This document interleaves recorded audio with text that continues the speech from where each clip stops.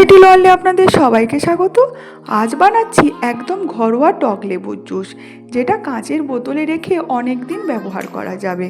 প্রথমে টাটকা লেবুগুলো ভালো করে ধুয়ে নেওয়া হয়েছে, দিয়ে অর্ধেক করে করে নেওয়া হচ্ছে। তারপরে রসটা বের করা হচ্ছে একে একে। আমি কাঁচের বোতলে ঢেলে রাখবো। রসটা ঢালার আগে আমি বোতলটা ফুটন্ত জলে ভালো করে ধুয়ে শুকিয়ে নিয়েছি, কারণ এতে জুস অনেক দিন ভালো থাকে। এগুলো সবই কিন্তু মা ঠাকুমাদের থেকেই শেখা। জুস বের করে দেখুন রসটা বোতলে ছাঁকনিতে ছেঁকে ঢালা হচ্ছে। এবারে ঢাকনা বন্ধ করে রোদে বসিয়ে রাখলাম। আর 1 থেকে 2 ঘন্টা প্রতিদিন রোদে দিয়ে রাখলে রসটা ভালো থাকে, আর টক ভাব আর গন্ধটাও কিন্তু একদম ফ্রেশ থাকবে। দেখুন কি দারুণ রং এসেছে।